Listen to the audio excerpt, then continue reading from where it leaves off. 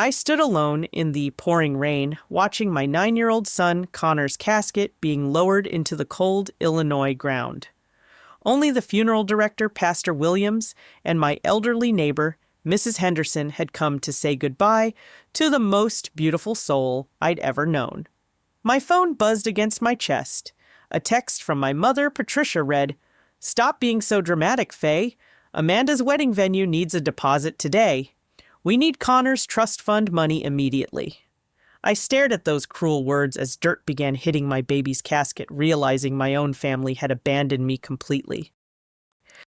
The rainfall intensified as I watched Pastor Williams close his worn Bible and offer me a sympathetic nod. 3 weeks had passed since Connor collapsed at soccer practice, his undiagnosed hypertrophic cardiomyopathy finally claiming the brave little boy who'd fought so hard to live normally.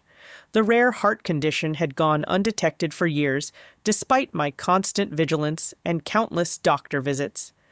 Mrs. Henderson shuffled over with her black umbrella, her weathered hand touching my shoulder gently. "He was a special child, dear. I'm so sorry your parents couldn't put aside their selfishness for one day." Her words stung because they confirmed what I'd been trying to deny. My own mother and father had chosen my sister Amanda's engagement celebration over their grandson's funeral.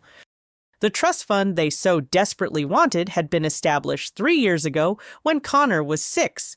A prominent pediatric cardiologist had initially misdiagnosed his condition as simple anxiety, dismissing my concerns for 8 crucial months. By the time we discovered the truth, Connor's heart was severely damaged. The medical malpractice settlement of $960,000 was meant to secure his future medical care and education with me serving as trustee. David Connor's father had vanished when the diagnosis came. He couldn't handle having a sick kid and disappeared one night, leaving behind only divorce papers and unpaid medical bills. I'd raised Connor alone, working as a pediatric nurse at Memorial Children's Hospital while managing his complex medical needs. My parents, Patricia and Robert, owned a struggling real estate business that had been hemorrhaging money for years. They lived beyond their means, constantly chasing social status they couldn't afford. When Amanda got engaged to Trevor, a wealthy investment banker from Chicago, they saw their salvation. Trevor represented everything they'd ever wanted: money, prestige, and entry into elite social circles. Amanda had always been their golden child.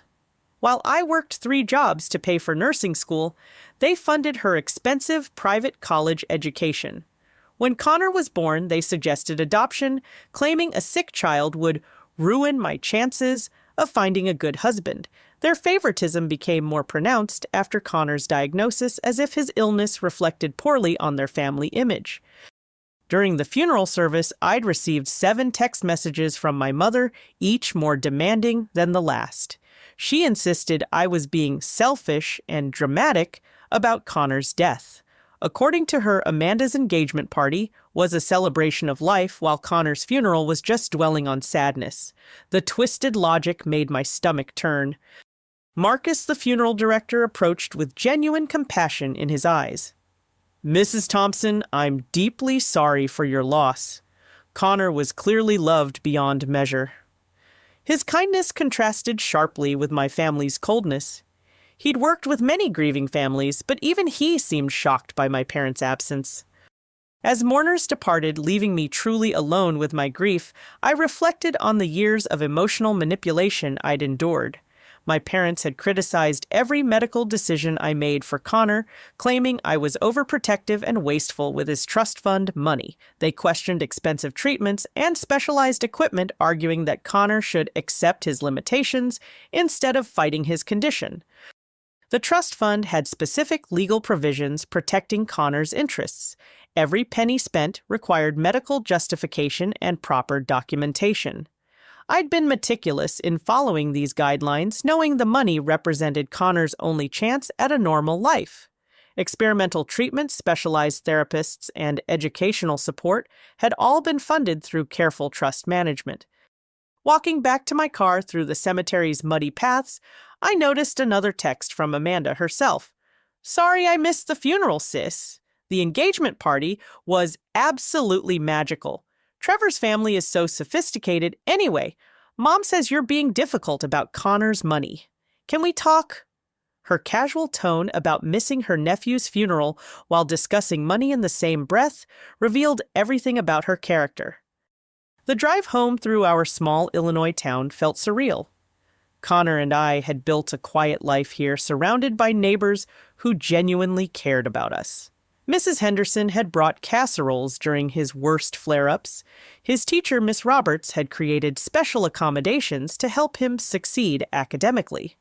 The pharmacy staff knew us by name and always ensured his medications were ready on time. My parents lived 20 minutes away in a bigger house they couldn't afford, constantly struggling with mortgage payments and credit card debt. Robert had developed a gambling problem that drained their savings, though they blamed their financial troubles on economic downturns and unfair competition in real estate. As I pulled into my driveway, I spotted my parents' silver sedan parked behind Connor's bike, which still leaned against our front porch where he'd left it that final morning. Patricia and Robert stood on my steps, both dressed in formal attire from the engagement party. Patricia wore an expensive navy dress I knew they couldn't afford, while Robert fidgeted with legal documents in his hands. "Finally," Patricia snapped as I approached, "we've been waiting for over an hour. We need to discuss Connor's trust fund immediately." Her lack of condolences or acknowledgement of the funeral I'd just endured felt like a physical slap. She continued without pause. "Amanda's wedding venue requires a $50,000 deposit by tomorrow morning. The Belmont estate is extremely exclusive and we can't risk losing this opportunity." Robert stepped forward, his nervous energy betraying his discomfort with their plan. "Faye, sweetheart, we've consulted with attorney Benjamin Cross. Since Connor is no longer with us, the trust fund's original purpose is fulfilled. The money should be redirected to family needs, specifically Amanda's future." He spoke as if Connor's death was merely a legal technicality to be resolved. I stared at them in disbelief, my grief-numbed mind struggling to process their audacity. "You skipped your grandson's funeral to demand his trust fund money for a wedding deposit?" My voice cracked with exhaustion and heartbreak. Patricia's expression hardened with familiar contempt. "Don't be dramatic, Faye. Connor is gone and no amount of money will bring him back. Amanda is alive and building a future with Trevor's family. This marriage could elevate our entire family's social standing. Trevor's father owns 3 manufacturing companies and sits on multiple corporate boards." The legal documents Robert thrust at me outlined their position. Connor's death nullified the trust's medical purpose, making the funds available for family emergencies and significant life events.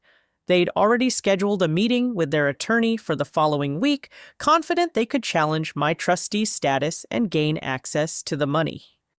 "We've already promised Amanda the money," Patricia declared with finality. "The wedding planning is underway and backing out now would be humiliating. Trevor's family expects a certain level of sophistication, and we won't let them think we're common people." Standing there in my funeral dress still damp from cemetery rain, I realized my parents viewed Connor's death as a financial opportunity rather than a devastating loss. Their grandson had been nothing more than an obstacle to their social climbing ambitions, and his passing finally cleared the path to Amanda's dream wedding. The next morning brought clarity about my family's true intentions. Amanda called before 7 a.m., her voice bubbling with excitement about wedding plans. "Faye, I know yesterday was hard for you, but I need to share some amazing news. Trevor and I toured the Belmont estate, and it's absolutely perfect. The ballroom can accommodate 400 guests, and the gardens are stunning for photos." Her enthusiasm about venue capacity while I mourned Connor revealed the depth of her selfishness. I'd barely slept replaying my parents' cold demands and struggling with the reality that my family cared more about social status than my dead child. "The package we want costs $400,000, Amanda continued breathlessly. "That includes the venue catering flowers and the string quartet. Trevor's family expects elegance, and this will prove we belong in their social circle. Plus, we need another $200,000 for our honeymoon in Europe and a down payment on the mansion we've been watching in Lake Forest. My sister's casual discussion of $600,000 spent on celebration while I grieved alone felt surreal. She continued planning aloud, oblivious to my silence. The mansion needs $360,000 in renovations to make it photo-worthy for social media. Trevor's expecting me to become an influencer, showcasing our lifestyle to his business associates' wives. The total amount Amanda expected from Connor's trust fund reached $960,000, precisely matching the entire settlement.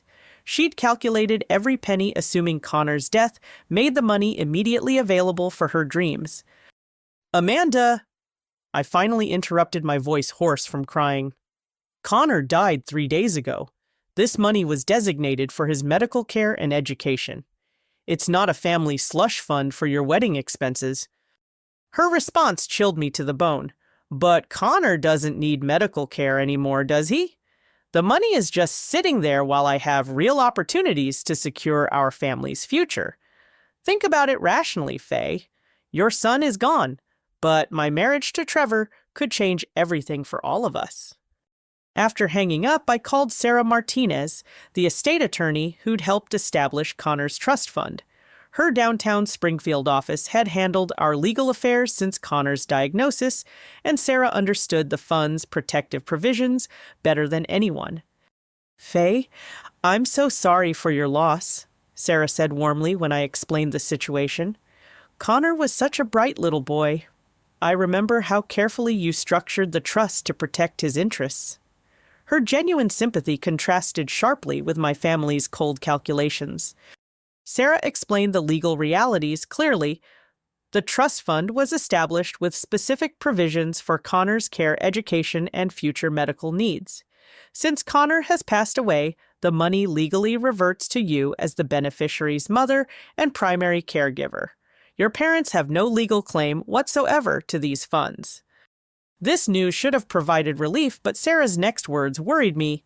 However, your parents could attempt a family lawsuit claiming emotional damages or arguing that Connor's death somehow invalidates the trust structure. Such cases rarely succeed, but they can be expensive and emotionally draining to defend. The afternoon brought a coordinated assault from my extended family. Cousin Julie called first, her tone accusatory. Faye, Mom says you're being selfish about Connor's trust fund. Amanda deserves happiness after everything our family has been through. Why are you hoarding money from a dead child? Her words stung because they revealed how my parents had framed the situation. Within hours, Cousin Mark texted similar sentiments. Stop punishing Amanda for Connor's death. Let her have the wedding she deserves. The money won't bring Connor back, but it could give Amanda a beautiful future. My Aunt Carol, Patricia's sister, called that evening with false sympathy. Sweetheart, we all loved Connor, but dwelling on grief won't help anyone. Amanda's engagement to Trevor is the best thing that's happened to our family in years. Don't let your pain destroy her opportunity. The campaign felt orchestrated and relentless. Each family member delivered the same message: Connor was gone. Amanda was alive, and I needed to prioritize the living over the dead. They'd transformed my grief into selfishness and my protective instincts into cruelty. Patricia called that night with updated demands. Faye, we've spoken with Benjamin Cross again. He believes we have strong grounds for a lawsuit if you continue being unreasonable. Cross says parental grief sometimes clouds judgment, and courts recognize when family intervention becomes necessary. Her threat contained veiled implications about my mental state and fitness as a trustee. We're prepared to argue that Connor's death has affected your decision-making abilities. Several family members are willing to testify about your erratic behavior and poor judgment regarding Connor's care over the years. The accusation hit me like a physical blow. Throughout Connor's illness, I'd made countless difficult decisions about his treatment, always consulting with medical professionals and prioritizing his comfort and dignity. Now, my parents planned to weaponize those choices against me. Cross has identified several instances where your medical decisions were questionable. Patricia continued cruelly. The experimental treatment in Boston that cost $80,000, the specialized equipment you insisted on buying instead of renting the private tutoring when public school would have been adequate. These patterns suggest poor financial judgment. Robert joined the call, his voice carrying false reasonableness. "We're not trying to hurt you, sweetheart. We're trying to protect you from making another costly mistake. Hoarding Connor's trust fund won't bring healing. Investing it in Amanda's future will create something positive from this tragedy." Their manipulation strategy became clear paint. My grief as mental instability, my medical advocacy as wasteful spending, and my protective instincts as selfish hoarding. They'd recruited family members to support their narrative while positioning themselves as concerned relatives intervening for my own good. The pressure campaign extended to my workplace. Dr. Rachel Thompson, my supervisor at Memorial Children's Hospital, requested a meeting after receiving anonymous concerns about my emotional state and professional judgment. Someone had contacted the hospital administration, suggesting that Connor's death might affect my ability to care for other sick children. "Faye, I want you to know I don't believe these allegations," Dr. Thompson assured me privately. "However, hospital policy requires me to address any questions about staff mental health, especially when dealing with pediatric patients. Can you provide documentation of any counseling or support you're receiving?" The realization that my family had targeted my career added a new layer of betrayal. My work at the hospital wasn't just income, it was my calling and connection to Connor's medical journey. They'd threatened the one stable element remaining in my shattered life. That evening, while sorting through Connor's belongings, I discovered something that would change everything. Hidden beneath his mattress was a small journal he'd kept secret from everyone, including me. The leather-bound notebook contained daily entries about his medication symptoms and doctor visits written in his careful 9-year-old handwriting. But more shocking were his observations about family dynamics. Entry after entry revealed Connor's awareness of his grandparents' resentment and their whispered conversations about his expensive medical needs. He'd documented comments I'd never heard, conversations that occurred when I wasn't present, and plans that chilled my blood. One entry from 2 months before his death read, "Grandma and Grandpa were talking about my sick money again. Grandma said Mommy wasted on stupid treatments and I should just accept being sick. She said when I die, the money should go to Aunt Amanda's wedding because she's pretty and alive. I don't want to die, but if I do, I want Mommy to keep my money because she loves me." Another entry, written just days before his collapse, contained words that would haunt me forever. "I heard Grandpa tell Daddy David on the phone that Mommy is crazy for spending so much on my treatments. Grandpa said it would be better for everyone if I died soon so the family could move on. I pretended to be asleep, but I cried after they hung up. I love Mommy and don't want her to be sad, but maybe they're right about the money." Connor had died knowing his grandparents viewed him as a financial burden and wished for his death. My beautiful, sensitive child had carried that knowledge alone, trying to protect my feelings while processing their cruelty. The discovery shattered my remaining illusions about my family's character and revealed the true depth of their greed. The next morning brought devastating news that my family's lies had spread throughout our small community. At the grocery store, Connor's former classmate's mother, Jennifer, crossed the street to avoid me. When I caught her eye, she whispered something to her companion and hurried away. The woman with her shot me a look of disgust that made my stomach drop. At the pharmacy, where I'd filled Connor's prescriptions, for years the usual friendly staff seemed distant and uncomfortable. Pharmacist Tom, who'd always asked about Connor's progress, avoided eye contact while processing my own medication.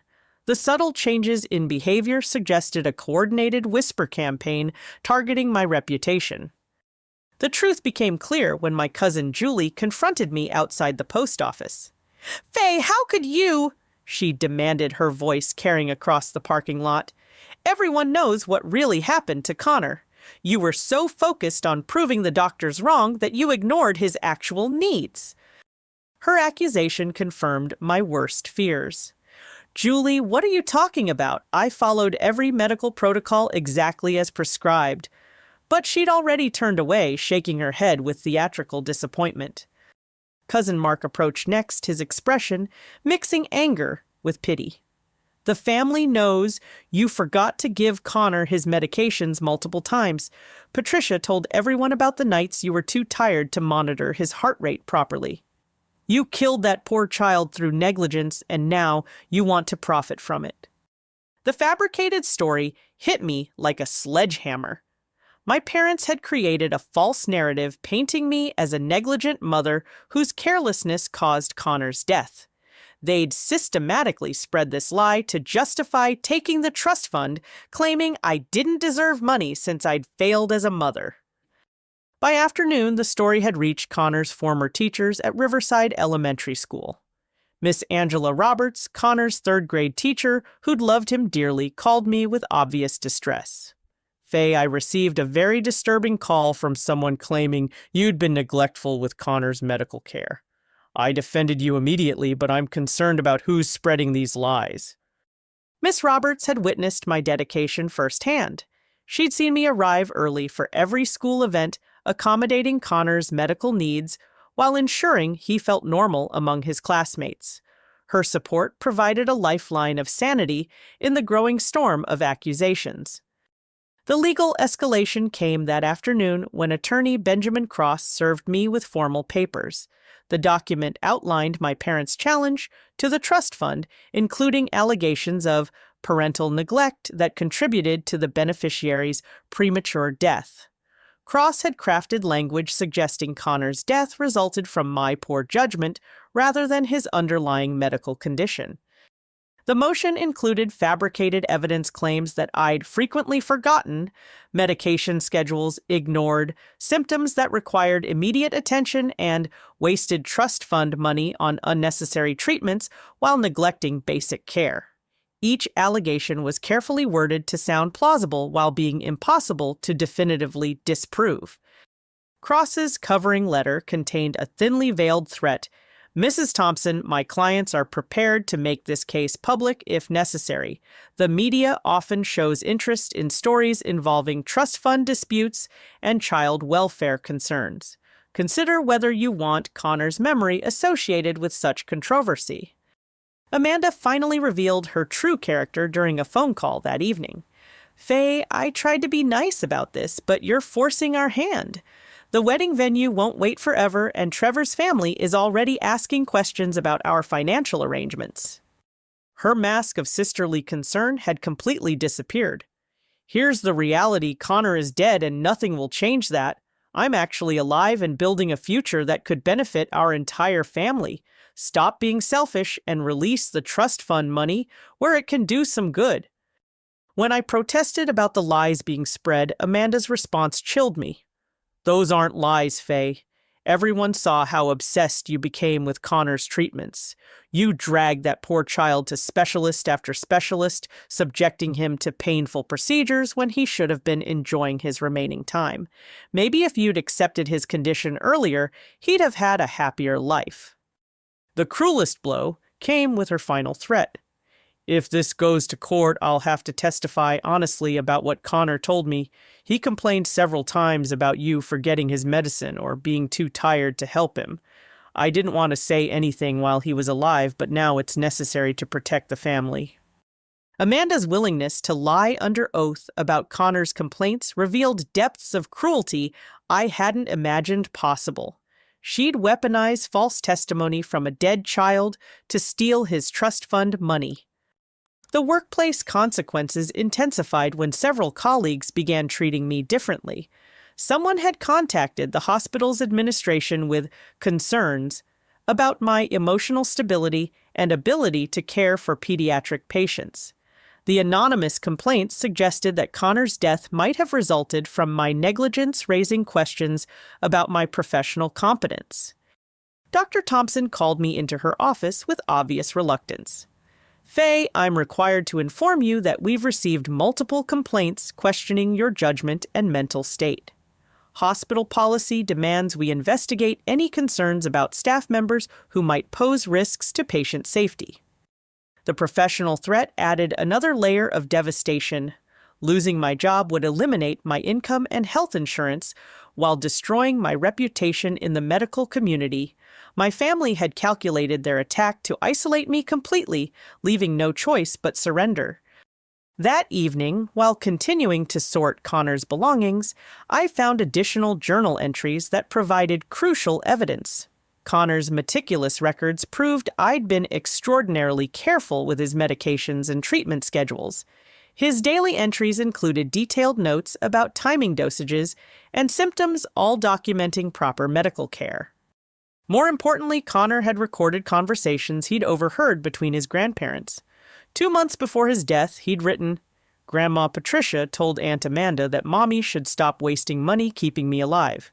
She said the trust fund should go to Amanda's wedding because pretty daughters deserve happiness more than sick grandsons." Another entry revealed their long-term planning. Grandpa Robert was talking to someone about taking my sick money for Amanda. He said when I die, they'll sue Mommy for neglect and prove she doesn't deserve the money. He said sick children cost too much and healthy families matter more. The final entry, written just 3 days before Connor's collapse, contained the most damning evidence. I heard Grandma talking to Aunt Amanda about making Mommy look bad when I die. They practice saying I complained about forgotten medicine, but that's not true. Mommy never forgets anything about my treatments. They want to lie about her to steal my money for Amanda's princess wedding. Connor's journal entries provided irrefutable proof of my parents' conspiracy while documenting their premeditated plan to destroy my reputation. My 9-year-old son had died knowing his grandparents planned to lie about his mother's care to justify stealing his trust fund. But the most devastating discovery came last bank records I'd requested from the trust fund administrator. The statements revealed unauthorized withdrawals totaling $75,000 over the past 2 years. Someone with access to account information had been systematically stealing from Connor's medical fund. Detailed investigation showed the thefts corresponded with Amanda's credit card payments, my parents' mortgage installments, and several large cash withdrawals that matched Robert's gambling debts. My parents had been embezzling from their dying grandson's medical fund while publicly criticizing my wasteful spending on his treatments. The discovery that my parents had stolen from Connor's medical care while he was alive added a criminal dimension to their betrayal. They'd literally taken money designated for keeping their grandson alive while planning to steal the remainder after his death. Armed with Connor's journal and the evidence of embezzlement, I scheduled an emergency meeting with Sarah Martinez. Her office's morning sunlight illuminated the devastating proof spread across her conference table. Connor's detailed medical diary bank records showing unauthorized withdrawals and documentation of my parents' systematic lies. Sarah examined the journal entries with growing amazement. "Faye, this is extraordinary evidence. Connor essentially documented the entire conspiracy against you while providing irrefutable proof of your excellent care. These entries will destroy your family's case completely." Connor's meticulous record-keeping revealed far more than I'd initially realized. He'd noted every medication time, documented his symptoms with surprising medical accuracy, and recorded conversations that proved the conspiracy extended back years. His childish handwriting contained evidence that would expose my parents' criminal behavior. "Look at this entry from 18 months ago." Sarah pointed to Connor's careful script. He wrote, "Grandpa Robert took money from my medicine account again. I saw him at the bank when Mommy thought I was at the arcade. He told the lady he needed money for emergency repairs, but I know that's not true because we pay for everything ourselves." The bank records confirmed Connor's observations. Regular unauthorized withdrawals had funded my parents' lifestyle, while Connor's medical needs went unmet in subtle ways. Instead of the premium heart monitor his cardiologist recommended, I'd been forced to choose a basic model. Physical therapy sessions were reduced from 3 times weekly to twice because of budget constraints I'd attributed to insurance limitations. Sarah contacted Dr. Elizabeth Morrison Connor's cardiologist at Children's Hospital of Illinois. Dr. Morrison agreed to provide comprehensive medical records proving Connor received exemplary care despite his terminal prognosis. Her documentation would refute every allegation of negligence my parents had fabricated. Dr. Morrison's records show that Connor's condition was managed as well as medically possible, Sarah explained after reviewing the files. The hypertrophic cardiomyopathy was so severe that no treatment could have prevented his eventual cardiac failure. Your advocacy actually extended his life beyond initial predictions. The medical evidence painted a picture of devoted maternal care. Appointment records showed I'd never missed a scheduled visit, medication logs proved perfect compliance with prescription regimens, and specialist consultations demonstrated my proactive approach to Connor's treatment. Building our legal counterattack required gathering character witnesses who could testify about my dedication. Miss Roberts eagerly agreed to provide testimony about my involvement in Connor's education. Faye attended every parent conference, volunteered for school events despite her work schedule, and ensured Connor felt included in all activities, she stated in her affidavit. Mrs. Henderson, my elderly neighbor, offered powerful testimony about my daily routines. I watched Faye care for that child with more devotion than I've ever witnessed. She set alarms throughout the night to monitor his breathing, prepared special meals for his dietary restrictions, and never once showed frustration with his medical demands. The pharmacy provided detailed records of my prescription pickup history. Every medication had been collected on time, often early, to avoid any gaps in Connor's treatment. Tom, the head pharmacist, agreed to testify about my vigilant approach to Connor's medical management. Dr. Morrison's willingness to serve as an expert witness strengthened our case immeasurably. Connor's death was inevitable given the severity of his condition, she would testify. Mrs. Thompson's care was exemplary, and her advocacy likely prolonged his life by several years. Any allegations of negligence are medically unfounded. The community support surprised me with its strength and spontaneity. When Mrs. Henderson organized a neighborhood meeting about my situation, 37 residents attended to express support. They'd witnessed my devotion firsthand and were outraged by the false accusations circulating about Connor's care. "We all saw how Faye sacrificed everything for that little boy," declared Janet Morris, who lived across the street. She turned down social invitations, worked extra shifts to pay for his treatments, and never once complained about the challenges. Anyone saying she neglected Connor is either lying or delusional. Sarah prepared comprehensive countersuits for defamation fraud and intentional infliction of emotional distress. "Your parents have committed multiple felonies," she explained grimly, "embezzlement, conspiracy to commit fraud, and perjury. If they testify falsely, we'll pursue both civil and criminal charges." The evidence of embezzlement was particularly damaging. Bank records showed a pattern of thefts timed to my parents' financial crises. When their mortgage payment was due, money disappeared from Connor's account. When Amanda needed tuition money, unauthorized withdrawals funded her education while Connor's therapy sessions were canceled. The timing is so obvious it suggests complete disregard for legal consequences, Sarah noted. They believed Connor's death would eliminate any accountability for their thefts. They planned to claim the money posthumously while escaping prosecution for their crimes. Trevor's involvement in the situation came to light when Sarah's investigator discovered he'd begun questioning Amanda about her family's financial arrangements. As a professional banker, Trevor understood trust fund structures and had grown suspicious about the source of wedding funding. "Amanda told Trevor the money came from a family inheritance," Sarah reported. "She's been lying to her fiancé about the source of their wedding budget. When Trevor learns the truth about stealing from a dead child's medical fund, his reaction could destabilize their entire relationship." The investigation revealed Amanda's desperation to maintain her engagement. She'd fabricated stories about family wealth to impress Trevor's upper-class relatives. The wedding venue, European honeymoon, and mansion renovation represented her attempt to purchase acceptance into elite social circles. Connor's journal contained prescient observations about Amanda's character. Aunt Amanda only visits when she wants something from Mommy. She pretends to care about my medicine, but she really wants to know how much money I have left. She thinks I don't understand, but I know she wishes I would die faster so she can have my money. My 9-year-old son had recognized Amanda's greed with heartbreaking clarity. His entries revealed conversations where Amanda had questioned me about trust fund balances, treatment costs, and future medical projections. She'd been calculating his remaining value while feigning familial concern. The most damaging evidence came from Connor's final weeks.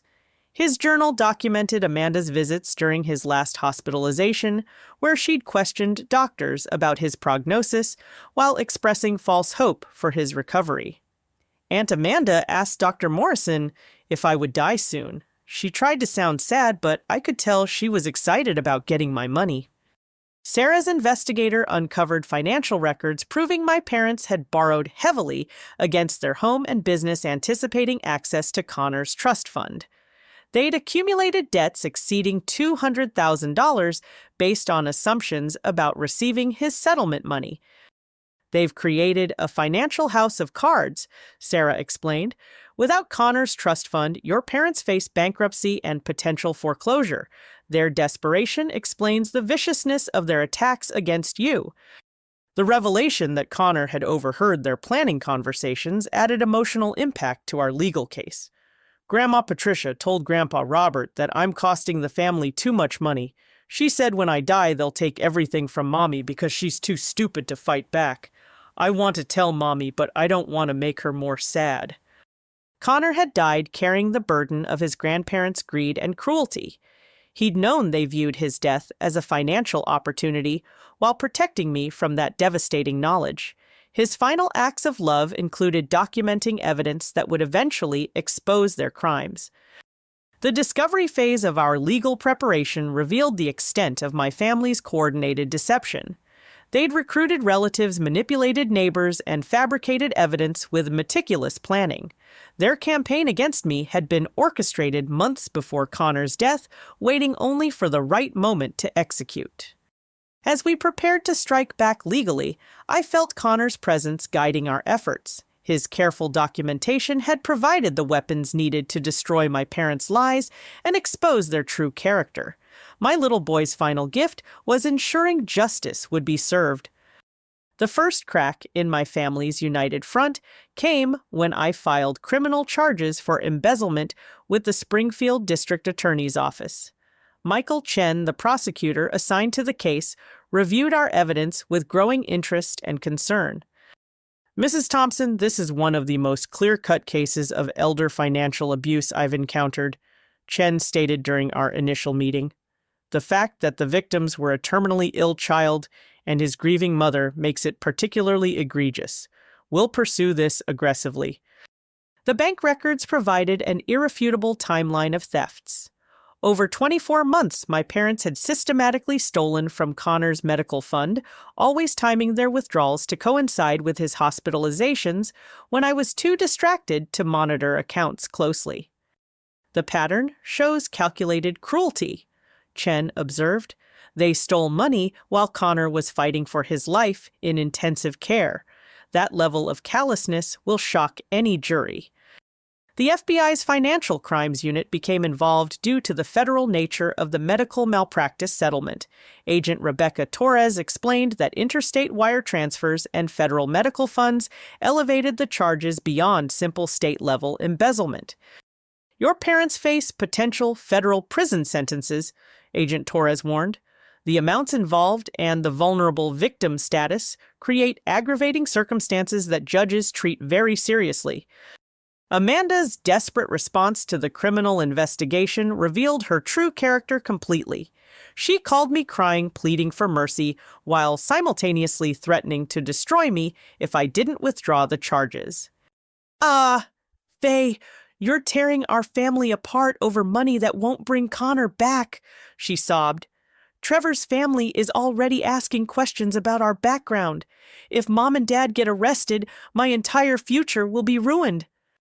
When emotional manipulation failed, Amanda's tone shifted to cold calculation. "If you proceed with this vendetta, I'll have no choice but to testify about Connor's complaints. He told me repeatedly that you forgot his medications and ignored his symptoms. I've been protecting you out of family loyalty, but that's over now." Her threat to commit perjury revealed Amanda's willingness to destroy her nephew's memory to protect her wedding plans. She'd testify that a dead child had complained about his mother's care, knowing Connor couldn't contradict her lies. Trevor's reaction to learning about the trust fund scheme created the relationship crisis Amanda had feared. As an investment banker, he understood both the legal implications and moral dimensions of stealing from a medical settlement. His upper-class background made him particularly sensitive to financial impropriety. Amanda lied to me about everything Trevor confessed during a phone conversation with me. She claimed her family had inherited money and wanted to contribute to our wedding. Learning that it's stolen from a dead child's medical fund makes me question everything about her character.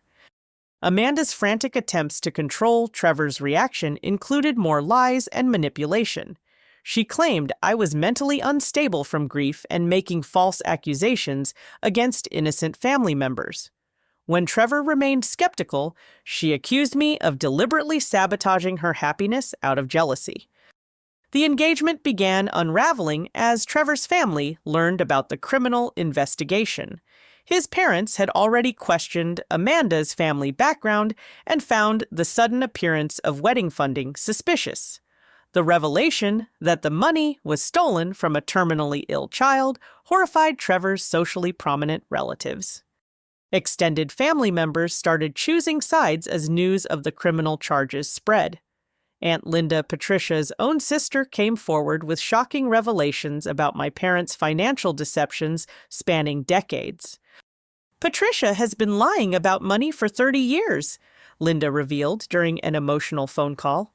"She borrowed $50,000 from me 5 years ago, claiming it was for Connor's experimental treatment.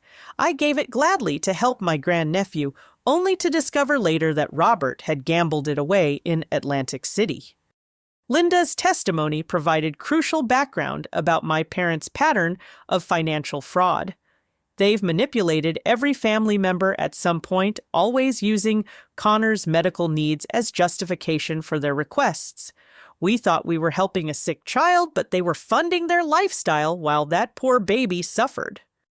The media discovered the story when court documents became public record.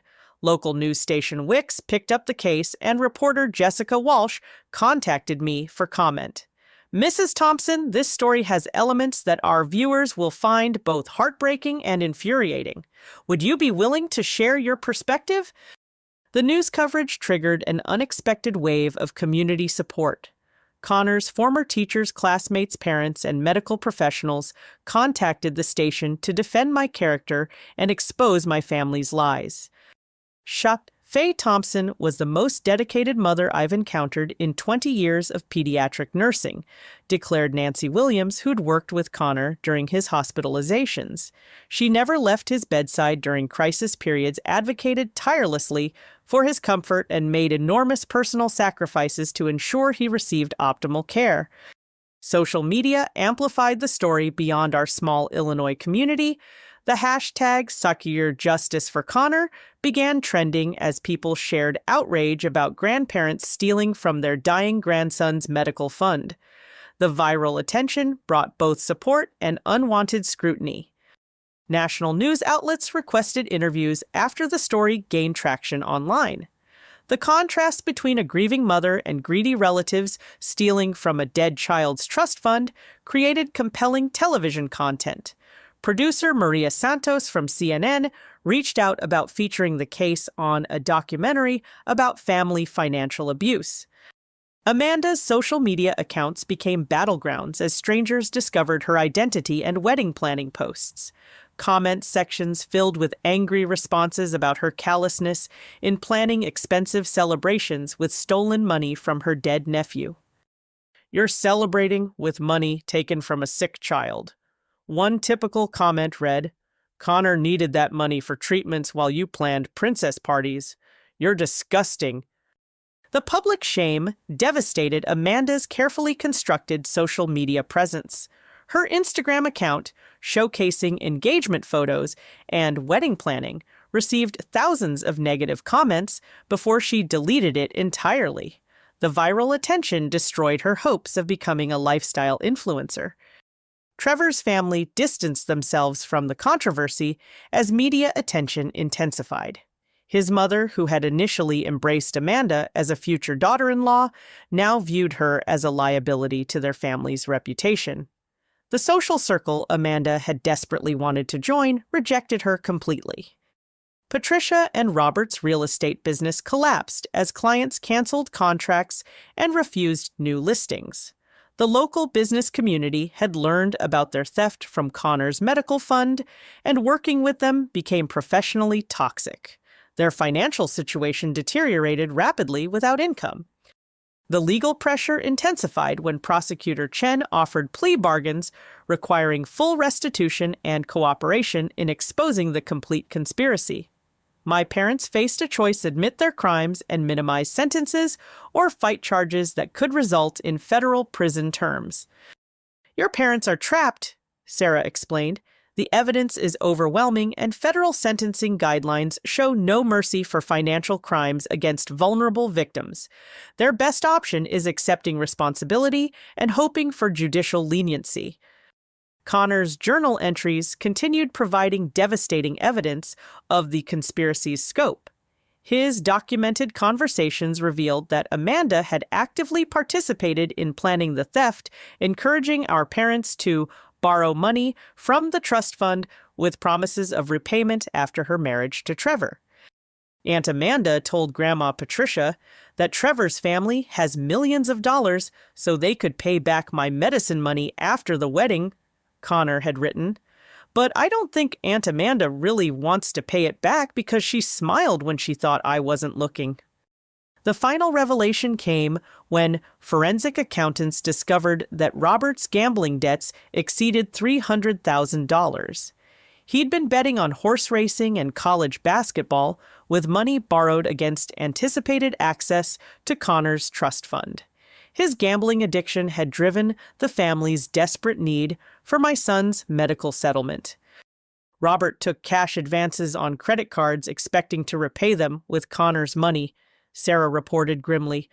When Connor died, they accelerated their timeline because bankruptcy was imminent without immediate access to the trust fund. The investigation revealed that my parents had borrowed money from multiple relatives, always claiming the funds were needed for Connor's medical emergencies. They'd exploited family sympathy for my sick child while funding their irresponsible spending and Robert's gambling addiction. As the criminal case developed momentum, I realized Connor's death had exposed decades of financial manipulation and family dysfunction. His trust fund had become the final target in a lifelong pattern of greed and deception that had infected 3 generations of my family. The discovery that Connor had known about their plans while dying added profound emotional weight to our case. My 9-year-old son had carried the burden of his grandparents' cruelty while protecting me from that devastating knowledge. His final weeks had been shadowed by awareness that his death would trigger a family war over his medical fund. The courthouse steps buzzed with media attention as our case moved toward resolution. Judge Margaret Foster's courtroom had become the venue for exposing 2 years of systematic fraud and the emotional devastation inflicted on a grieving mother. Prosecutor Chen opened with Connor's journal reading key entries that documented my parents' conspiracy and their cruel exploitation of a dying child's trust fund. Ladies and gentlemen of the jury, 9-year-old Connor Thompson died knowing his grandparents viewed his death as a financial opportunity rather than a family tragedy. The medical evidence demolished every allegation of negligence my parents had fabricated. Dr. Morrison testified with professional authority about Connor's condition and the exemplary care he'd received. Mrs. Thompson followed every medical protocol perfectly.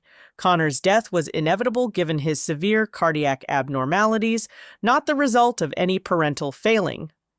Hospital records showed my meticulous attention to Connor's medical needs. Medication logs, appointment attendance, and treatment compliance created an irrefutable picture of devoted maternal care. Every allegation my parents had made was exposed as calculated lies designed to justify their theft. Miss Roberts testified about my educational advocacy for Connor. Faye ensured Connor felt normal despite his medical limitations. She volunteered for every school activity, arranged special accommodations, and never allowed his condition to limit his academic participation. The pharmacy records provided timeline evidence that destroyed claims about forgotten medications. Mrs. Thompson picked up prescriptions early to avoid any gaps in Connor's treatment. Tom testified. She often called ahead to confirm medication availability and asked detailed questions about potential side effects. Mrs. Henderson's testimony revealed the daily reality of our lives. I watched Faye care for Connor with extraordinary devotion. She set nighttime alarms to monitor his breathing, prepared special meals for his dietary restrictions, and maintained detailed health records that most medical professionals would admire. Sarah's presentation of the embezzlement evidence created audible gasps in the courtroom. Bank records showed systematic thefts timed to Connor's medical crises when I was too distracted to monitor accounts closely. The defendants literally stole money while Connor fought for his life in intensive care. The forensic accounting revealed the stolen funds had funded luxuries while Connor's medical needs went unmet. Premium equipment recommendations from doctors were downgraded to basic models because of budget constraints that were actually caused by my parents' theft. Connor could have had better comfort and quality of life if his medical fund hadn't been systematically looted by his grandparents, Chen argued passionately. They stole years of potential improvements to his daily existence while planning to steal the remainder after his death. Benjamin Cross, my parents' attorney, attempted a desperate defense that crumbled under factual scrutiny. His claims about my questionable judgment were refuted by medical professionals who testified about my advocacy and dedication. When Cross suggested that Connor's death vindicated concerns about wasteful medical spending, Judge Foster intervened sharply. "Counselor, are you seriously arguing that stealing from a terminally ill child's medical fund was justified by disagreement with treatment decisions?" Patricia's testimony under oath revealed the depth of her callousness and greed. When asked about attending Amanda's engagement party instead of Connor's funeral, she justified the choice as supporting the living rather than dwelling on death. Connor was already gone. Patricia testified without apparent shame. Amanda's engagement represented hope for our family's future. I made a rational choice to focus on positive developments rather than wallowing in grief. Her cross-examination by prosecutor Chen exposed decades of favoritism and financial manipulation. "You borrowed money from relatives claiming Connor needed expensive treatments, then used those funds to pay for Amanda's college tuition and credit card bills. Didn't you?" Patricia's attempts to deny the documented evidence created uncomfortable moments in the courtroom. Bank records and family testimony proved pattern after pattern of lies and financial exploitation spanning Connor's entire life. Robert's testimony became a spectacle of blame-shifting and desperation. He attempted to portray himself as Patricia's unwilling accomplice while minimizing his gambling addiction's role in creating their financial crisis. "I never wanted to take money from Connor's account," Robert claimed unconvincingly. Patricia insisted the trust fund was excessive for a terminally ill child's needs. She said the money would be wasted on unnecessary treatments anyway.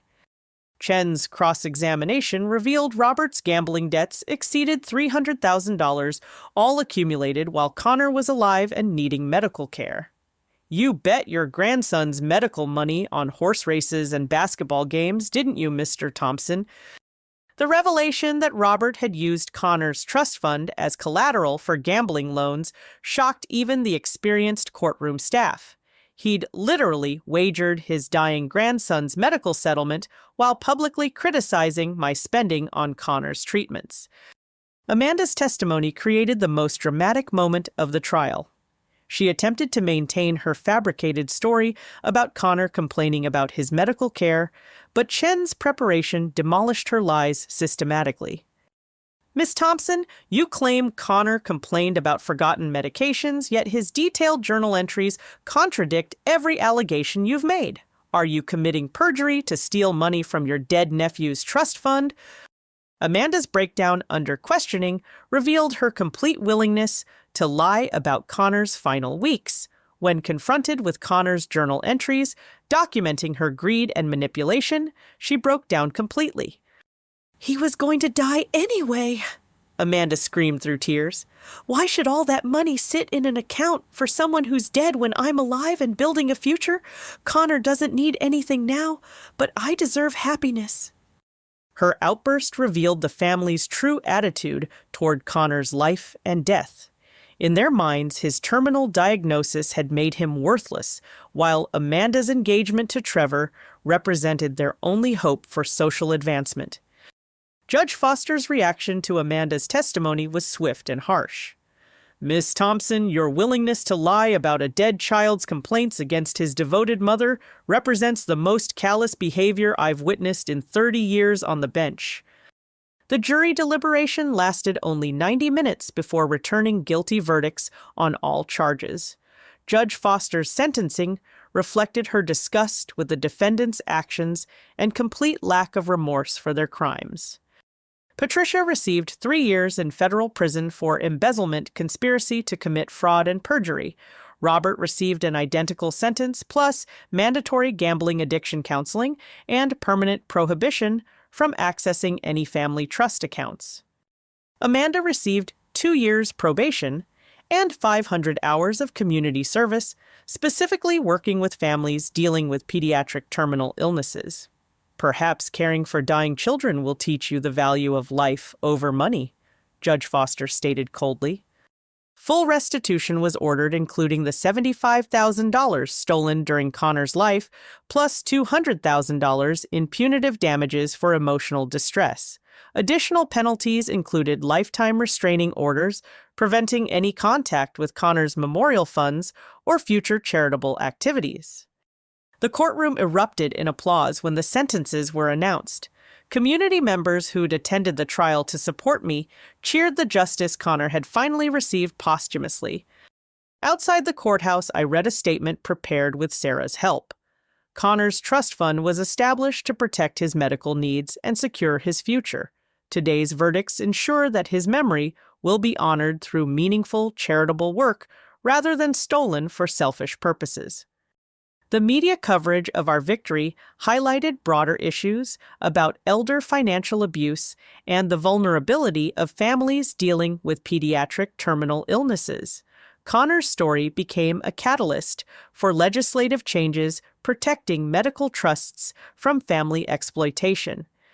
Dr. Morrison announced plans to establish new protocols for protecting families from financial predators who target medical settlements. Connor's case demonstrates how grief can be weaponized by unscrupulous relatives seeking to exploit tragedy for personal gain. Trevor's relationship with Amanda ended permanently during the trial proceedings. His family's social circle completely rejected her after learning about her participation in stealing from Connor's medical fund. The wedding she'd planned with stolen money became a public embarrassment that destroyed her social aspirations. As we left the courthouse, I felt Connor's presence surrounding me with love and approval. His careful documentation had exposed decades of family dysfunction while ensuring justice would be served. My little boy's final gift was protecting me from the relatives who'd exploited his illness and planned to steal his legacy. The trial's conclusion marked the end of my family relationships, but the beginning of Connor's true memorial. His trust fund would now serve purposes he'd actually approved of, helping other families facing similar medical challenges rather than funding selfish celebrations of people who'd wished for his death. 6 months after the trial, I stood in the ballroom of the Hilton Chicago, surrounded by 300 families whose children had benefited from the Connor Mitchell Heart Foundation. The annual fundraising gala had raised $2 million for pediatric cardiac screening programs, early intervention services, and family support networks. Dr. Morrison approached the podium to announce our latest achievement. Through Connor's Foundation, we've identified 47 children with undiagnosed heart conditions this year alone. Early detection and treatment have literally saved these young lives, creating the legacy Connor deserves. The foundation had grown beyond my wildest expectations. Connor's story had inspired donations from across the country, with people moved by his courage and the injustice he'd suffered. His trust fund had become the seed money for a nationwide network supporting families facing pediatric cardiac crises. Sarah Martinez had helped establish legal protections, ensuring the foundation's permanent independence from family interference. Connor's money was finally serving purposes he would have celebrated, protected by ironclad provisions, preventing any future exploitation. My career at Memorial Children's Hospital had flourished after the trial vindicated my professional judgment. Dr. Thompson promoted me to Pediatric Care Coordinator, overseeing support services for families dealing with terminal diagnoses. My experience with Connor's care qualified me uniquely for helping other parents navigate similar challenges. Your advocacy skills and emotional strength make you invaluable to our department, Dr. Thompson explained during my performance review. Other parents trust you because you've walked this path yourself and emerged with wisdom rather than bitterness.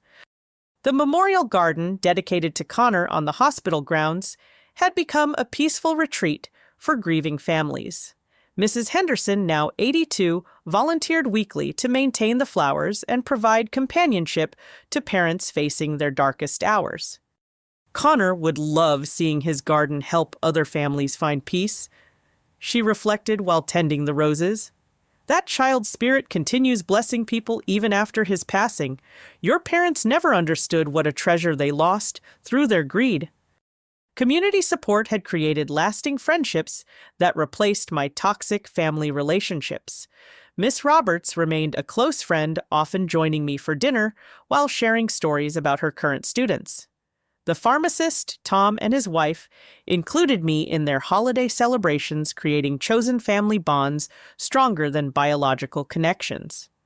Aunt Linda had courageously testified against her sister during the trial, helping expose decades of financial manipulation and lies. Her bravery in confronting family loyalty for the sake of truth had strengthened our relationship immensely. Connor deserved justice, and you deserved support, Linda explained during one of our weekly lunches. Patricia and Robert destroyed themselves through greed and callousness. Their imprisonment is justice, not family betrayal. The legislative changes inspired by Connor's case had protected hundreds of other medical trusts from family exploitation. State Senator Maria Rodriguez had sponsored Connor's law requiring mandatory reporting of suspected trust fund abuse and creating criminal penalties for targeting medical settlements. Connor's story moved our entire legislative body. Senator Rodriguez stated at the bill signing ceremony, "No family should endure what you experienced. These protections ensure other grieving parents won't face similar exploitation during their darkest hours."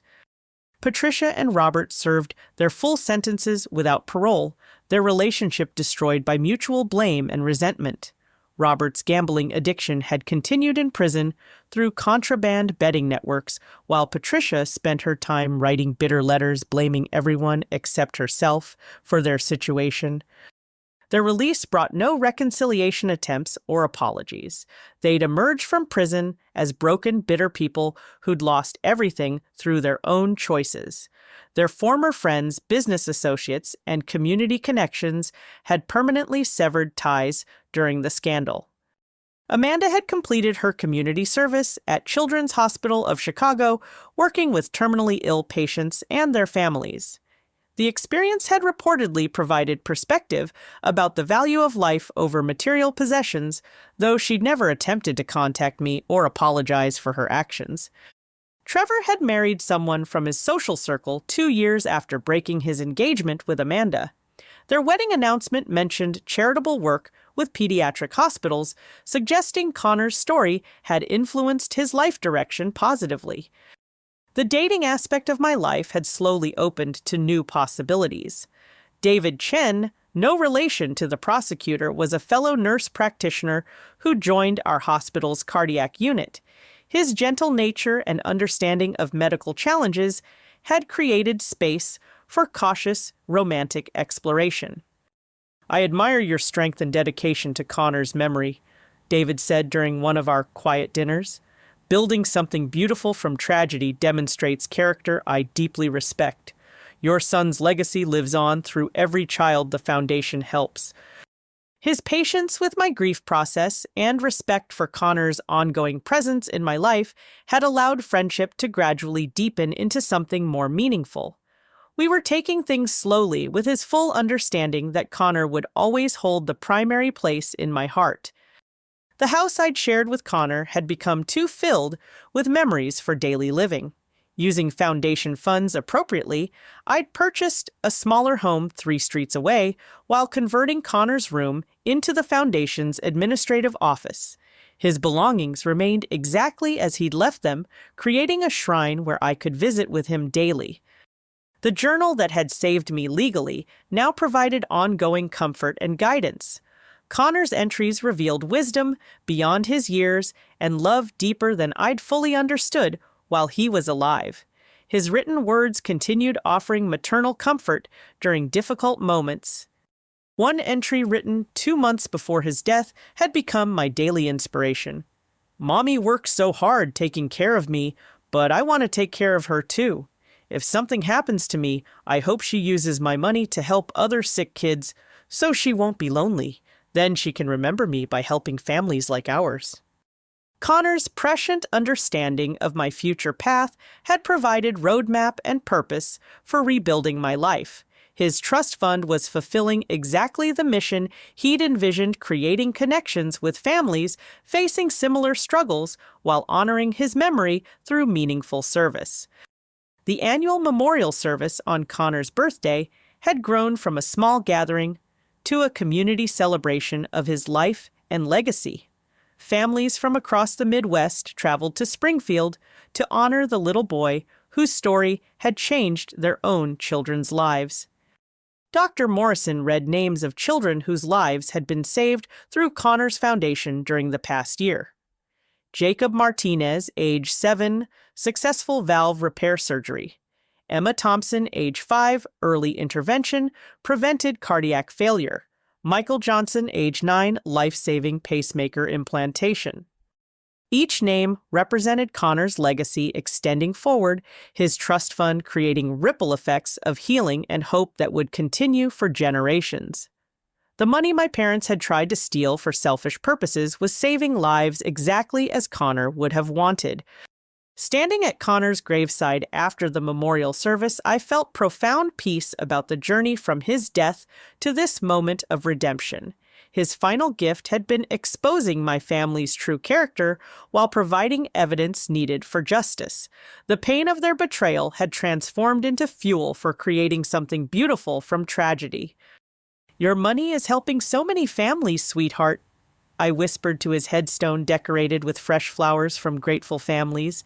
"Every child who gets early screening, every family who receives support, every life that's saved, carries forward your loving spirit." The Connor Mitchell Heart Foundation had received national recognition for innovative family support programs. Medical journals published articles about our early intervention protocols, while other states developed similar legislation protecting medical trusts from family exploitation. Connor's photograph graced the foundation's materials, his bright smile representing hope for thousands of families facing pediatric cardiac diagnoses. The little boy who died feeling like a burden to his grandparents had become a beacon of inspiration for children and parents worldwide. "He would be so proud of what you've built in his memory," Mrs. Henderson reflected as we watched families departing from the memorial service. Connor's legacy grows stronger every year, touching lives he never could have imagined reaching. The Foundation Scholarship Program now provided educational support for siblings of children with terminal illnesses, recognizing that entire families suffered during medical crises. Connor's awareness of how his illness affected our family had inspired programs addressing broader family needs during pediatric medical emergencies. As evening settled over the cemetery, I felt Connor's presence surrounding me with love and approval. His trust fund had fulfilled its true purpose, protecting children and supporting families rather than funding selfish celebrations. Justice had been served, healing had occurred, and his memory lived on through meaningful service to others. The question Connor had posed in his journal still guided my daily decisions. How can we help other families like ours not feel so alone? His trust fund continued answering that question through screening programs, family support services, and legislative protections that prevented other children from suffering as he had. My parents had tried to steal Connor's legacy for a wedding that would have been forgotten within years. Instead, his memory now saved lives annually, with each rescued child representing justice fulfilled and love triumphant over greed. Have you ever experienced family betrayal during your darkest hour that ultimately led to discovering your own strength? Connor's story shows how the worst family cruelty can sometimes reveal the support and love that truly matter. His trust fund serves its highest purpose, now protecting children rather than funding selfishness. I want to thank everyone who's followed Connor's journey and supported the Foundation's mission.